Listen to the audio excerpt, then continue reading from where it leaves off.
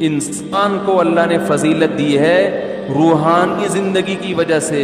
جس کی روح اچھی ہوگی جسم سے نکلنے والے اعمال اچھے ہوں گے.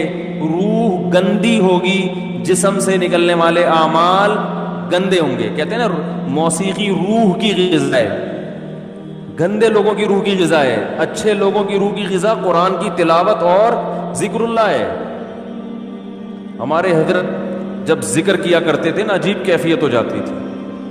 ایک شعر پڑھا کرتے تھے, دم رکا سمجھو اگر دم بھر بھی یہ ساغر رکا, میرا دور زندگی ہے یہ جو دور جام ہے. کیا زبردست شعر ہے.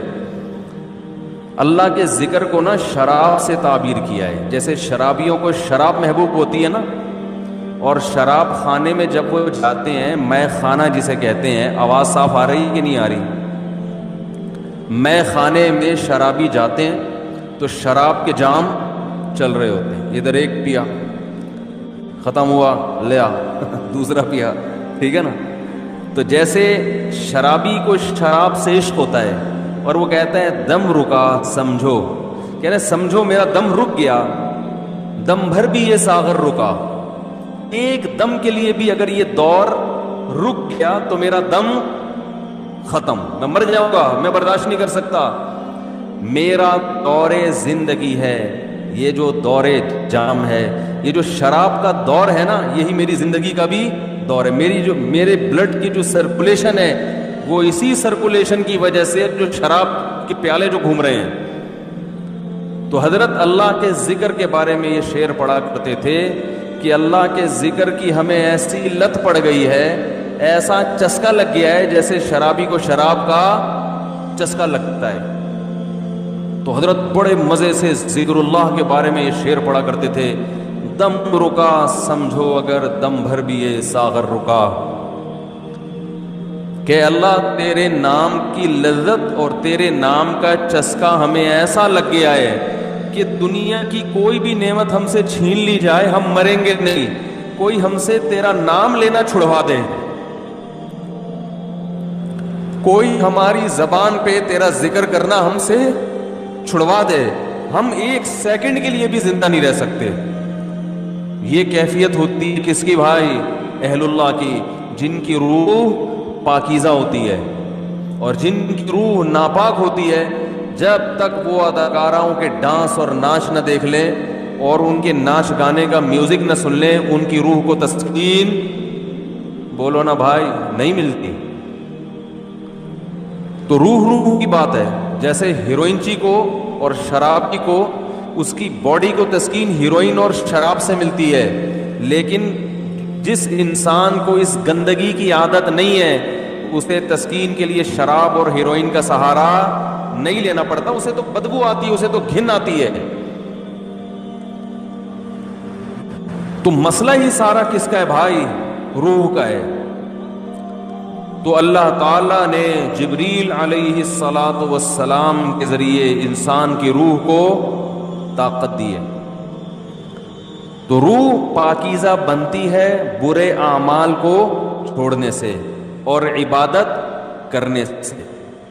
اور جیسے جیسے عبادت کرتا ہے انسان, روح اور زیادہ پاکیزہ ہونا شروع ہو جاتی ہے.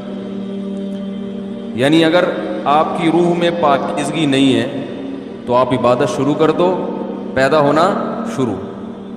اور جیسے جیسے پاکیزگی آئے گی, عبادت جو مشکل لگ رہی تھی وہ عبادت آسان ہونا شروع ہو جائے گی.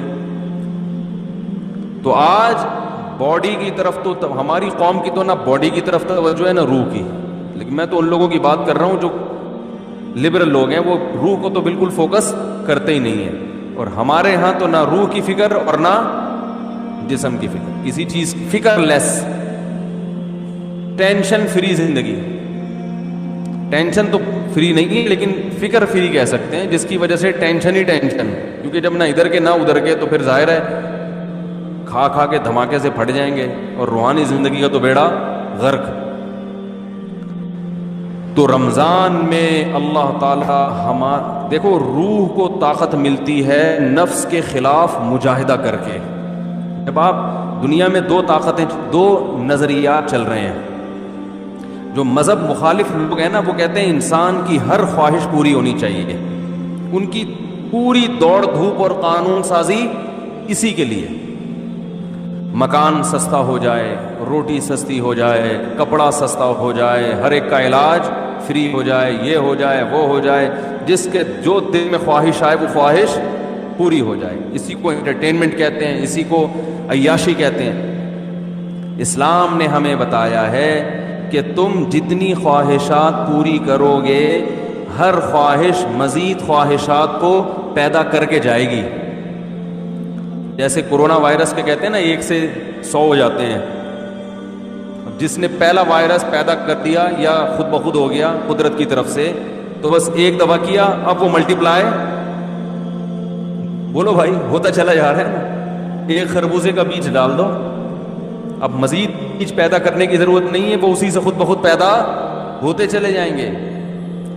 اسی لیے شاعر نے کہا ما قضى احد منها لبانته ولن انتهى رب الا الى ربي, کہ اس دنیا میں آج تک کسی نے اپنی خواہشات پوری نہیں کی ہیں. جس نے ایک خواہش پوری کی تو وہ ایک خواہش جب ختم ہوئی تو ہزاروں خواہشات کو پیدا کر کے ختم ہوئی ہے. وہ یہ جو ہمیں نظر آ رہے ہیں نا, بہت سے لوگ لائف کو انجوائے کر رہے ہیں, ان کی ہر خواہش پوری ہو گئی, اب انہیں کچھ بھی نہیں چاہیے. یہ آپ کو لگ رہا ہے کہ کچھ نہیں چاہیے, آپ کبھی ان کے پاس جا کے بیٹھیں گے تو پتہ چلے گا کہ جتنا ان کو چاہیے اتنا ہمیں نہیں چاہیے. تو اسلام نے ہمیں کچھ ایسی کام بھی بتائے ہیں جس میں ہمیں اپنے نفس کے اگینسٹ چلنا پڑتا ہے. دل نہیں چاہتا مگر اس کی مخالفت کرنی پڑتی ہے. دل کی خواہشات کو جتنا کچلیں گے روح کو طاقت اتنی زیادہ ملے گی اور روح کو تسکین ملتی ہے اس سے. تو اسلام نے ہمیں اپنے جسم کی خواہشات کو کچلنے کے لیے روزہ دیا. روزہ رکھو, صبح صادق سے لے کے غروب آفتاب. کیسا پھیکا پھیکا ہو جاتا ہے نا انسان روزے میں, مجھے تو آپ ابھی بھی پھیکے پھیکے سے ہی لگ رہے ہیں. عجیب سا نہ کسی کام کا دل لگ رہا ہے, بیٹھے ہوئے ہیں, نہ گٹکا کھا سکتے ہیں, نہ پان کھا سکتے ہیں, نہ سگریٹ پی سکتے ہیں, نہ چائے پی سکتے ہیں, نہ کھانا کھا سکتے ہیں. سوکھا سوکھا سا منہ ہوتا ہے سب کا. روزے کی حالت میں دیکھو سب کی حالت کیا ہوتی ہے. کسی کام میں دل نہیں لگ رہا. اللہ نے کہا بس 1 نہیں 2 نہیں 3 نہیں 4 نہیں, کتنے 29 یا 30. آسان کام تھوڑی ہے. پھر ہاتھ باندھ کے اللہ کے سامنے کھڑے ہو جانا, نماز میں باؤنڈ کر لینا اپنے آپ کو. آج دنیا میں دنیا پرستوں کے لیے سب سے قیمتی چیز ٹائم ہے. وہ ٹائم کہتے ہیں کہ اتنی دیر ہم مسجد میں اللہ کے سامنے ہاتھ باندھ کر کھڑے رہیں, اس سے ہمیں ملتا تو کچھ بھی نہیں ہے. تو یہ تو ٹائم ویسٹنگ ہے. تو اللہ نے کہا کہ کرو یہ کام, تمہارا دل نہیں چاہتا مگر تمہیں کرنا پڑے گا. تو جب انسان بار بار بار بار اپنی خواہشات کے اگینسٹ چلتا ہے نا تو اس کی روح کو طاقت ملنا شروع ہو جاتی. اتنی روحانی قوت اس کے اندر پیدا ہوتی ہے. وہ کچھ کر کے دکھاتا ہے جس کا لوگ تصور نہیں کر سکتے تھے. یہ جو اسلاف کے واقعات ملتے ہیں, عشاء کی نماز میں کھڑے ہوئے اور فجر تک نماز پڑھتے رہے, یہ تو تواتر سے ثابت ہے. بعض لوگ اس کا مذاق اڑاتے ہیں کہ یہ ممکن نہیں ہے, اور بعض کہتے ہیں وہ حدیث میں تو آتا ہے کہ جس نے 1 دن میں 3 دن سے کم میں قرآن ختم کیا اس نے سمجھا ہی نہیں. اس حدیث کا مطلب کیا ہے وہ میں کسی اور موقع پہ بتاؤں گا, ورنہ وہ سارا موضوع چینج ہو جائے گا. اسلاف سے صحابہ سے تواتر کے ساتھ ثابت ہے کہ ایک رات میں 1 رکعت میں پورا قرآن ختم کیا انہوں نے. حدیثوں کا مطلب جو ہے نا پروفیسروں سے مت پوچھو, یہ صحابہ اور تابعین سے پوچھا کرو کہ کون سی حدیث کا کیا مطلب ہے. حضرت عمر رضی اللہ تعالیٰ عنہ نے حضرت عثمان کی طرف ایک دن اشارہ کر کے فرمایا کہ مجھے اس شخص سے محبت کیوں نہ ہو, یہ وتر کی 1 رکعت میں پورا قرآن پڑھ لیتے ہیں. وتر کی جو 30 رکعت ہے نا, اور حجر اسود کے سامنے کھڑے ہوتے ہیں اور پوری رات 1 رکعت میں پورا قرآن. حضرت عمر کا اپنا معمول کیا تھا, فجر میں اتنی لمبی نماز پڑھاتے تھے, آج تو ہم افورڈ ہی نہیں کر سکتے. صبح صادق کا وقت جب شروع ہوتا تو نماز شروع کی جاتی, اور سورج نکلنے سے پہلے سلام پھرتا تھا فجر کا. کتنے گھنٹے کی نماز ہو گئی فجر کی. اور نماز میں تلاوت کرتے کرتے کرتے بعض دفعہ اللہ کے خوف سے رو کے گر جایا کرتے تھے. فجر میں حضرت عثمان رضی اللہ تعالیٰ عنہ پوری سورہ یوسف پڑھتے تھے. ایک تابعی کہتے ہیں کہ میں نے سورہ یوسف حضرت عثمان کے پیچھے فجر میں سن سن کے یاد کر لی, زبانی یاد ہو گئی. کتنی لمبی لمبی ان لوگوں کی نمازیں تھیں, کتنی لمبی لمبی ان لوگوں کی دعائیں تھیں, کتنی. آج بالکل عبادت کا ذوق اور شوق ختم. اور پہلے عورتوں میں عبادت کا ذوق مردوں سے بھی زیادہ تھا. مرد تو تھڑے چھڑے پہ جا کے بیٹھ گئے, دو چار لونڈے لپاڑے بیٹھ گئے, کچھ ادھر بات کر لی, کچھ ادھر چلے گئے, ڈبو سنوکر. خواتین تو گھروں میں وہ تو عبادت میں آگے تھیں. آج سب کے ہاتھ میں کیا آ گئے؟ موبائل, واٹس ایپ, بس ہر وقت. میری والدہ اللہ ان کی مغفرت فرمائے, آخر عمر میں تقریباً 1.5-2 سال ان کا دماغ کام نہیں کرتا تھا. جیسے قومے کی کیفیت ہوتی ہے نا, یہ ہو گئی تھی کیفیت. تو ہوش نہیں تھے ہم, کوئی بات بتاؤ سمجھ میں نہیں آتی تھی. لیکن تسبیح جیسے ہی پکڑاتے تھے نا فوراً چلنا شروع, اور زبان بھی چلنا شروع. کیوں؟ لاشعور میں یہ چیز, بولو نا بھائی, بیٹھ گئی. کیونکہ زندگی بھر تسبیح پڑھی ہے نا, تو اب ہوش نہیں ہے. تو جیسے ہی تسبیح ہاتھ میں آئی اللہ کا نام شروع. میرے بڑے بھائی جب سورہ یاسین کی تلاوت کرتے ان کے سامنے, تو سورہ یاسین کا تلاوت کہ جو کوئی لفظ چھوٹ جاتا نا تو وہ ان کی زبان سے نکل جاتا تھا. جیسے آخری لفظ آ رہا ہے نا مبین, تو وہ رک گیا تو وہ ان کی زبان سے نکل. ایک لاشعور میں سورہ یاسین بہت پڑھی ہے انہوں نے. تو میں نئی نسل کو دیکھ کے یہ پیشگوئی کر سکتا ہوں کہ جب ہمارا بڑھاپا ہو, اللہ ہم سب کو بچائے, تو پتہ نہیں ہمارا حال کیا ہوگا. ہوش میں نہیں ہوں گے. کوئی تسبیح لا کے پکڑائے گا تو ایسے لگے گا جیسے یہ پتھر ہے. جیسے ہی موبائل لا کے پکڑائیں گے نا, ٹھک ٹھک چلنا, فوراً سب سے پہلے لاک کھلے گا اس کا. حقیقت بتا رہا ہوں میں, کیونکہ لاشعور میں یہ چیز بیٹھ گئی ہے. موبائل ہے, فیس بک, واٹس ایپ, یوٹیوب, ایک دم چلنا شروع, ٹک ٹک ٹک, میسج بازیاں. اور بھائی کیا کر رہی ہو, دوپٹہ کہاں سے خریدا, خواتین کی نا. چاہے قومے میں ہو یا کچھ بھی ہو, اللہ بچائے سب کو قومے میں جانے سے.